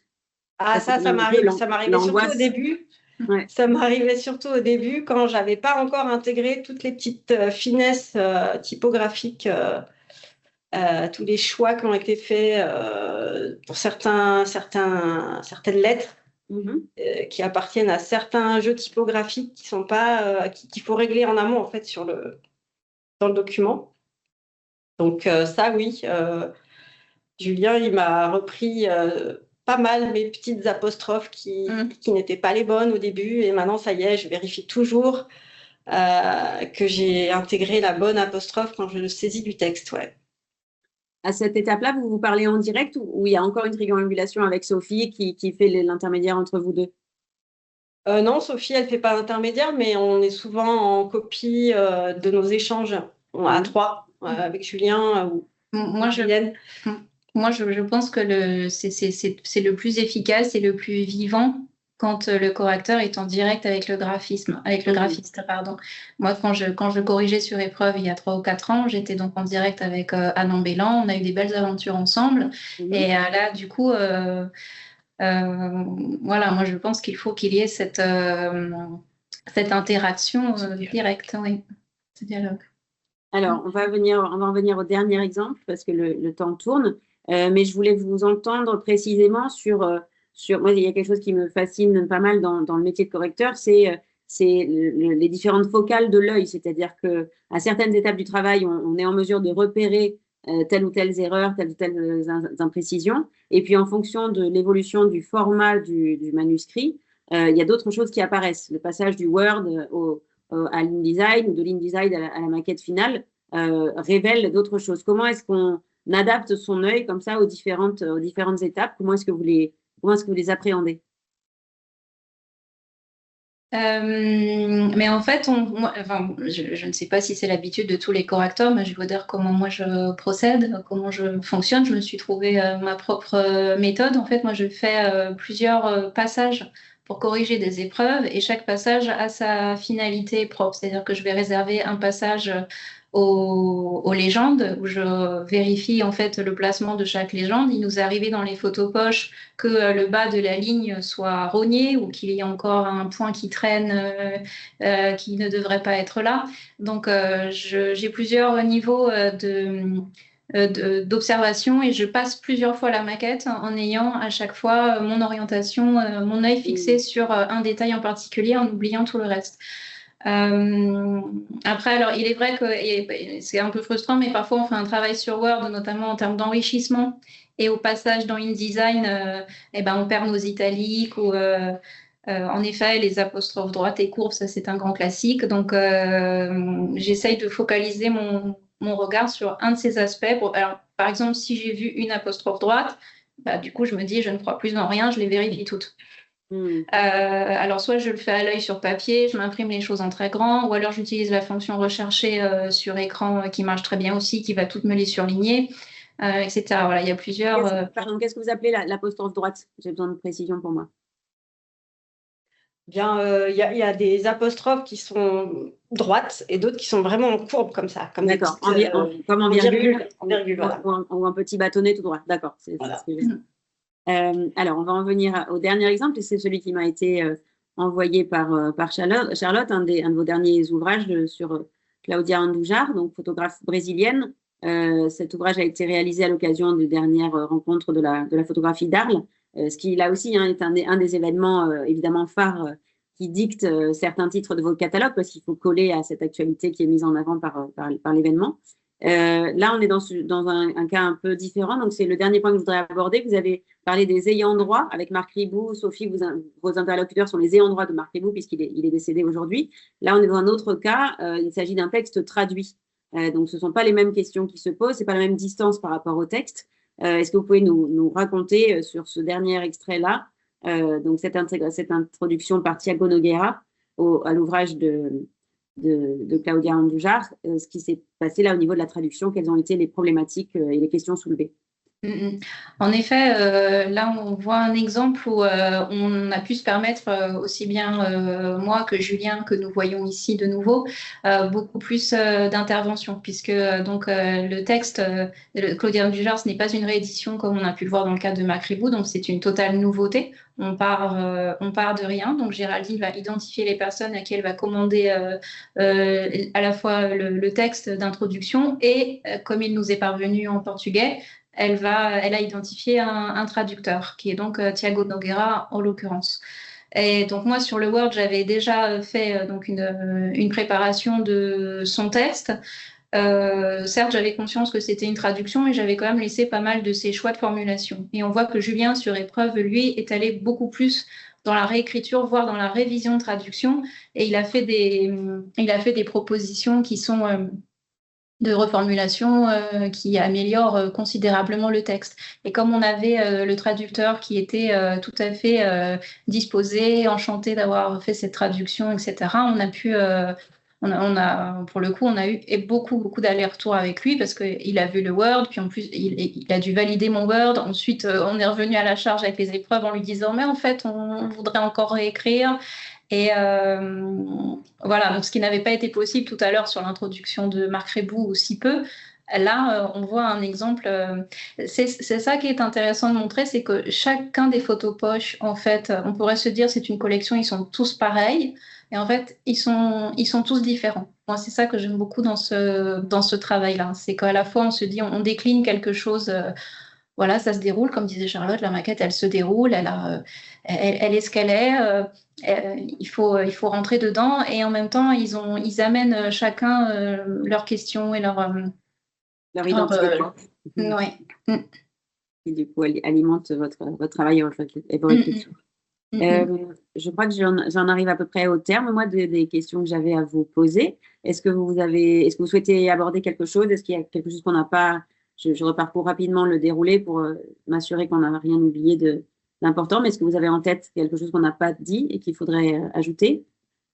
Moi, je pourrais ajouter aussi, parce que là, on n'a pas l'exemple, mais du coup, tout ce tricotage qui fait qu'on est vraiment dans un travail d'équipe fait que quand on arrive au bout, et donc le bout, souvent, c'est la couverture, et qu'il faut donc arriver à ce texte de 4e en 500 signes, et ben, c'est quand même souvent un texte qui est travaillé à 6 mains. Je veux dire, dans le sens où effectivement, moi, je vais donner une première version, mais Sophie vient souvent me dire oui, mais plus encore. Julien rajoute aussi Ça passe. sa patte.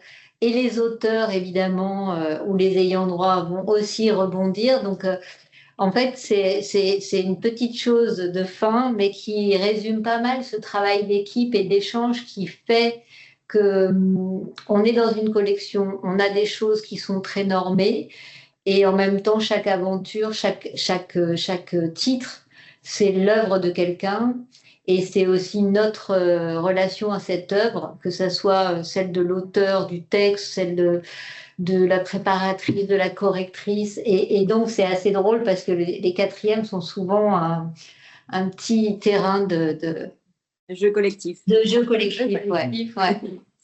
On entend vraiment, et c'est ce qui me touche particulièrement, c'est qu'on peut effectivement avoir l'image d'un métier de correcteur un peu isolé, qui reçoit le projet, le corrige, le renvoie.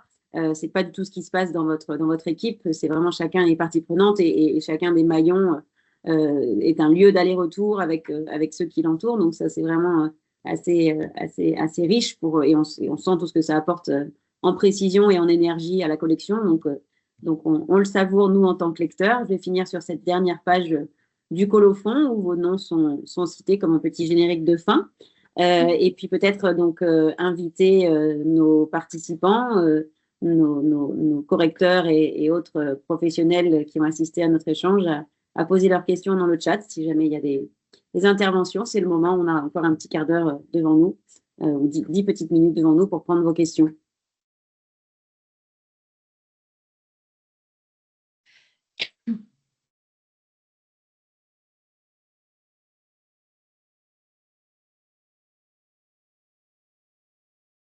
Alors, je crois qu'il faut que j'aille dans la conversation.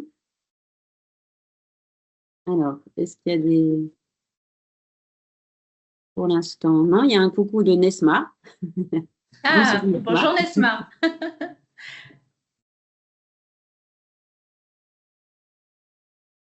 Pour préciser, en attendant que les questions arrivent, sachez que Nesma Meroun, donc, qui est la préparatrice des notices, a été mon assistante pendant, je vais dire une bêtise, 3 ans. Et donc, elle connaît très, très bien la collection. Et ça, elle est derrière la collection depuis plusieurs années. Donc, c'est aussi une personne importante comme Anne Ambellan. Voilà, c'est important de le préciser. Ah, on a perdu la connexion.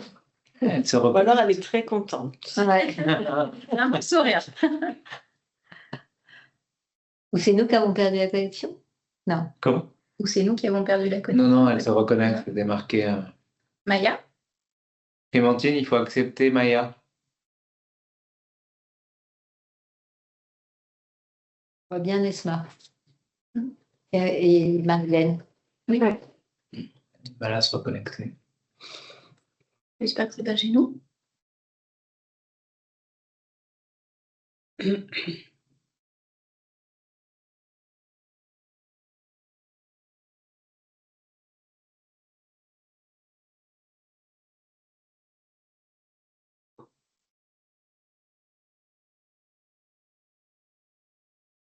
Ah, c'est Maya qu'on a perdu.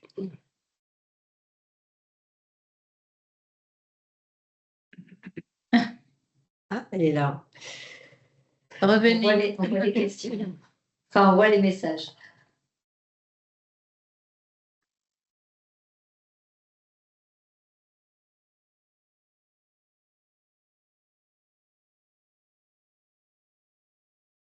Je vais envoyer un SMS à Clémentine. Elle est encore connectée. Elle est là. Oui, elle est là.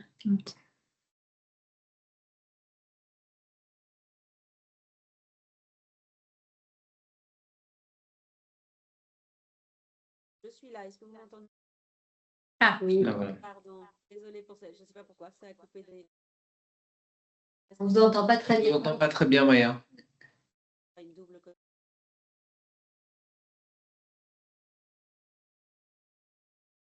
Vous m'entendez Pas mieux.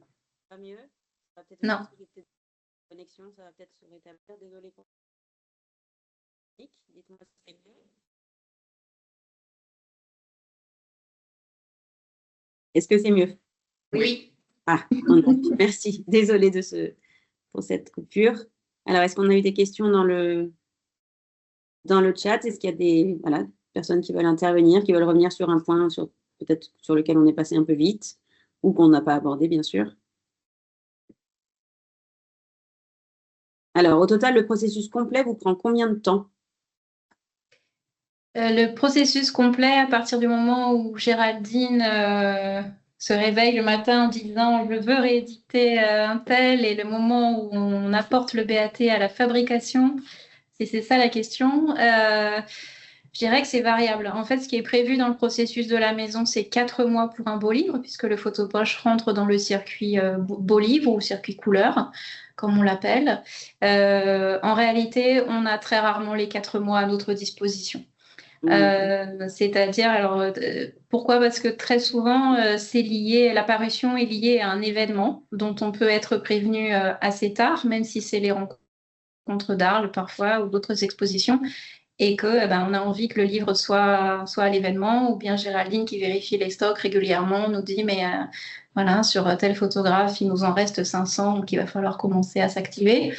Et voilà, on prend les choses en main très très vite, mais je ne sais pas, On est peut-être quand même à 2-3 mois. Hein. on est, je pense, oui. En fait, pour bien faire, il nous faut 3 mois. Il y a eu des cas particuliers comme Andoujar dont on a parlé tout à l'heure et on a vu la quantité d'allers-retours qu'il y a eu sur Andoujar. C'est pour ça que c'était un très bon exemple de la part de Charlotte parce que celui-ci, en fait, on a voulu le faire pour les rencontres d'Arles de juin dernier. Et on a eu les éléments très tard, puisque donc Géraldine va à la pêche aux informations. Il faut, quand on change, bon là c'était une nouveauté complète, mais sur une réédition, quand on change 30 images, ça veut dire aller à la pêche à 30 légendes. Moi, il faut que je vérifie la correspondance entre la légende et la photographie. Évidemment, sur 30, il y en a toujours 15 qui ne correspondent pas. Enfin, voilà. Donc, oui, on est dépendant des auteurs. Exactement, oui, on est vraiment, et sur un photopoche, il y a tellement d'acteurs qui interviennent, que ce soit internes ou externes, comme vous l'aurez compris, que voilà, parfois ça peut aller jusqu'à 20 personnes, ça passe entre les mains de 20 personnes. Et voilà, donc pour bien faire, il faut 3 mois. Parfois, on arrive à les avoir, mais on sait aussi faire beaucoup plus vite. 24 heures. Non, le minimum vital, ça va être 6 semaines. Je crois que en 6 semaines, on a pu réussir à faire quelque chose. Mais c'est sans compter la partie fabrication. Il y a tout un aspect aussi dont on n'a pas parlé, mais parce que la correction, il n'y a pas une vraie part. Mais il faut avoir conscience que derrière, il y a tout un travail de photogravure. Il y a la fabricante aussi qui est dans l'équipe et avec nous très en amont et qui fait un travail considérable. En fait, là, ce que nous faisons sur le texte, en parallèle, le travail se fait aussi sur l'image. C'est aussi de la correction, c'est un autre type de correction fait par d'autres personnes, mais c'est tout à fait parallèle. Et à la fin, Charlotte met tout ça ensemble et c'est un vrai puzzle. Donc 6 semaines, c'est le minimum vital. Et pour être bien confortable, il faut entre 3 et 4 mois. Alors, question suivante de Laurence Garec. L'étape de correction par Julien avec les signes typographiques est donc la toute dernière intervention avant l'intégration par Charlotte, je pense, et pas par Géraldine. C'est bien ça? Oui, c'est ça. Enfin, toute dernière, ça se fait quand même en plusieurs étapes. Oui. Il y a le pointage. Ouais. Qu'est-ce que c'est le pointage? C'est la vérification des entrées de correction qui m'ont été demandées sur les épreuves. Charlotte livre les épreuves corrigées et Julien fait le pointage, c'est-à-dire qu'il vérifie. Oui, moi, j'aime pas tellement employer ce mot de vérification parce qu'on a l'impression que c'est une mise en cause de la personne qui aurait mal fait. En réalité, c'est pas ça. C'est qu'il y en a tellement que c'est humainement impossible de tout entrer parfaitement en premier coup, tout simplement. Donc, et puis, on vient mettre notre grain de sel. Il y a un repentir. Il y a Géraldine qui dit, mais finalement, attendez, ça ne va pas. Ou moi, je dis, mais attendez, cette majuscule, elle est moche. Voilà, donc tout ça se fait. Il y a au moins 3 ou 4 allers-retours de pointage. Et puis, une correction est intégrée, puis ça a modifié le drapeau, ça a chassé une ligne. Donc, il y a un ajustement permanent. Il faut avoir l'œil partout à ce moment-là pour vérifier, certes, que la correction était bien intégrée, mais aussi tout ce que ça a impliqué derrière, si ça a bougé des choses. Et parfois, il faut revenir en arrière, il faut refaire. Donc, commentaire d'Armel Doménac. J'imagine que Julien pointe ensuite les corrections qu'il a signifiées. Donc, effectivement, c'est ce que vous venez d'expliquer. Question de Mathieu Croc ou proposition de Mathieu Croc. Est-ce que ce ne serait pas plus simple pour la graphiste et plus sûr pour le correcteur de permettre au correcteur des épreuves de saisir lui-même ses corrections dans le logiciel de PAO, avec bien sûr une repasse de la graphiste ensuite pour vérifier et éventuellement recaler la maquette? C'est quelque chose qu'on ne fait pas, mais c'est une excellente question à laquelle peut-être tu as une réponse. On ne le fait pas. Je ne sais pas pourquoi on ne le fait pas. Enfin, parce qu'on ne veut pas que les fichiers on veut que tu gardes la pleine maîtrise de ton fichier, en fait. Si on commence à échanger les fichiers natifs, c'est vrai que ça peut créer de nouvelles erreurs. C'est vraiment source d'erreur à notre sens. Et puis le texte, il est, comme disait Sophie, il est travaillé vraiment en détail. Et bon, quand on fait une modification, en effet, ça peut changer en amont ou après différentes lignes. Faut pouvoir garder la main quand même dessus parce que le correcteur, c'est pas son métier de remettre les choses en place. Et oui, et c'est pas seulement remplacer un signe par un autre, mais je vous disais, quand on intègre une correction, il y a potentiellement des choses qui bougent. Et puis, on ne demande pas seulement des corrections sur le texte. On va demander à Charlotte d'enlever un filet, de déplacer une image de 5 mm, de remonter quelque chose, de revoir la marge. Donc, c'est pas uniquement des changements de caractère un pour un. Oui, la question de la non-multiplication des fichiers, elle est quand même importante, parce que là, vraiment, ça peut créer des erreurs et parfois même d'envoyer le mauvais fichier à l'imprimeur, ça, on l'a déjà vu. Et puis, un ordinateur de correcteur n'est pas forcément équipé de tous les outils d'un maquettiste. Vraiment, c'est important que Charlotte, elle garde la maîtrise totale du fichier de A jusqu'à Z. Du moment où elle a reçu les éléments, moi je lui dis, voilà, ça c'est bon pour mettre en page. Elle garde le fichier jusqu'au BAT, jusqu'à la fabrication. On pense que c'est la meilleure façon de faire. C'est vous, Charlotte, qui envoyez le fichier à l'imprimeur? Non, c'est la fabricante. Moi, je lui donne mon fichier InDesign qui est BAT. Et c'est elle qui intègre les photos issues de la photogravure et qui prépare le PDF. Et là, il y a une précision. En fait, Charlotte va avoir mis les images dans la maquette, mais dans leur version basse définition, avec un nom. Et le photograveur, lui, avec le même nom, va les mettre à jour avec les hautes définitions, mais il ne va pas intervenir. Les cadrages sont ceux de Charlotte. C'est-à-dire que c'est une sorte de mise à jour. Le passage en haute def, quoi. Il fait le passage en haute mais c'est pas, il n'intervient pas sur... voilà, il ne manipule pas le fichier, comme on a dit depuis tout à l'heure. Ce qui est important, c'est que le fichier de Charlotte, c'est celui qui, entre guillemets, ne bouge pas, à part cette mise à jour par les hautes def. Mais c'est là il y a récemment... il y a eu une correction de dernière minute qui s'est présentée. Mon fichier était déjà chez Marie, la fabricante. Elle me l'a renvoyé parce qu'elle ne voulait pas intervenir dessus. C'était pour une toute petite correction, mais on a quand même fait cet aller-retour. Oui, c'est-à-dire que même le service qui pourrait avoir la compétence, le graveur ou la fabricante savent se servir d'InDesign, mais non, ça reste, s'il y a une modification, c'est Charlotte qui l'a fait. Mais c'est là qu'il y a la dernière étape qui me revient. Donc, quand la fabricante a fait cette mise à jour des images, parce que ce processus double texte-image à la fin qui se réunit, et là, on obtient le fichier qui est prêt à donner à l'imprimeur, et là, je fais un dernier check. C'est-à-dire que je vais dans le bureau de la fabricante, on regarde, elle le regarde, parfois elle voit des choses. Ça a pu arriver, de moins en moins, mais ça arrive. Aussi. Et puis on lui donne une version papier que nous, on a validée comme étant la BAT, la référence. C'est ça, on a plein de garde-fous en fait à la fin, parce que ce passage-là, il est très délicat, d'un passage d'un service à l'autre, d'un rôle à l'autre. Et avant d'appuyer sur le bouton vert de dire on imprime, on met, voilà, il y a encore des interventions pour s'assurer que c'est bien bordé, que c'est le bon fichier. Oui, et puis elle-même va faire des vérifications systématiques, notamment comme j'étais fabricante, je le sais, de superposer à la lumière les pages entre elles pour voir si tout est bien dans la maquette, dans le miroir, la place des légendes. Parce qu'en fait, c'est vite fait une manipulation, une légende qui descend d'une ligne. Et donc, il y a encore ces étapes de vérification. Donc, c'est pour ça que la version papier à cet endroit-là est très importante. Celle qui va partir de chez nous comme étant la version signée. Et vous voyez que le correcteur est vraiment à la fin. Moi, je suis sur le bureau de la fabricante avec elle en train de regarder juste avant qu'elle envoie à l'imprimeur. Donc, c'est vraiment... c'est ça qu'on voulait... Voilà, c'est ça qu'on voulait souligner. C'est vraiment pas je corrige les épreuves, je le rends, puis je passe à la prochaine tâche. Non, c'est un suivi de tous les instants. Jusqu'au bout. Armelle Domenac qui pose la question suivante. Comment Charlotte, au tout début, calcule-t-elle la surface d'encombrement du texte ? Ben ça, le texte, il est calibré par Sophie.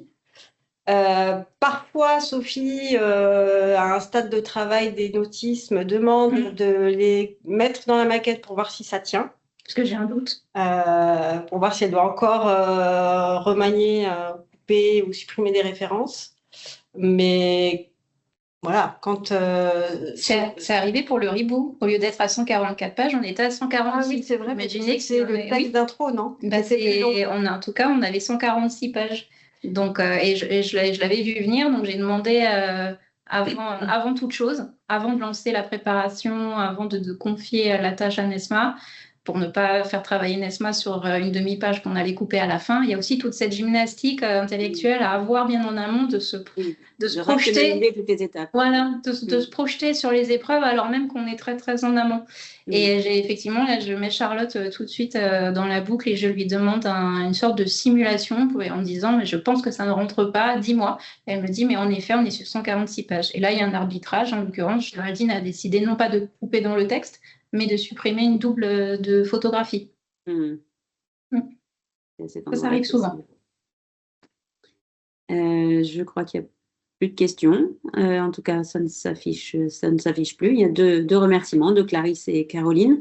Étienne, alors, j'envie Sophie d'avoir la possibilité de faire ce suivi éditorial. Il est très frustrant de ne pas savoir ce qu'il advient de nos corrections. Et oui, alors je suis bien d'accord. Moi, j'ai eu d'autres missions de correctrice où j'avais cette position-là, où en effet, on livre son travail et ensuite on n'est plus partie prenante du projet. Mais c'est aussi parce que j'avais cette frustration-là que je me suis un petit peu incrustée, en fait. C'est parce que justement, je n'aimais pas cette façon de faire. Et que là, avec Géraldine, avec la proximité que nous avons et puis le cadre aussi que nous donne... Actes Sud, j'ai pu prendre cette possibilité-là, mais c'était vraiment un désir personnel de ne pas avoir cette place. Donc voilà, je suis limitée. Oui, puis je pense que les éditions Actes Sud nous permettent, parce que tu le fais avec d'autres éditeurs aussi. Oui, tout à fait. Je ne suis pas la seule. Non, tu n'es pas la seule. On aime beaucoup et moi, je trouve que c'est vraiment une richesse d'avoir justement tout ce savoir des correcteurs et de pouvoir le partager. Mais je pense que je ne suis pas la seule à en profiter. Oui, parce que là, on parle de photopoche, mais j'interviens aussi auprès d'autres éditeurs. Mais cette collection-là est peut-être celle où je suis le plus en amont, je pense. Ouais. Merci beaucoup de la part d'une des traductrices qui a bossé sur le photopoche Meiselas. Elle s'appelle Anne, alors ça s'affiche Amanda Pragiral. Un magnifique travail d'orfèvre en équipe, merci pour ce partage. Voilà, merci à vous tous, merci à tout le monde. Merci pour ces échanges passionnants. Je crois qu'on va pouvoir conclure sur ces remerciements enthousiastes et riches. Merci à toutes les trois d'avoir pris ce temps de nous inviter dans toutes les finesses et les précisions de vos travaux respectifs et de votre travail d'équipe. C'était vraiment très enrichissant. Merci à Étienne et à Gaëlle d'avoir mis en place toute cette conférence, toute cette rencontre. Voilà, j'ai été très heureuse d'être avec vous, parmi vous. Voilà, il y a des remerciements enrichissants, passionnants. Merci à tous, c'était très intéressant. Des plaisirs à voir. Moi aussi, j'envie Sophie.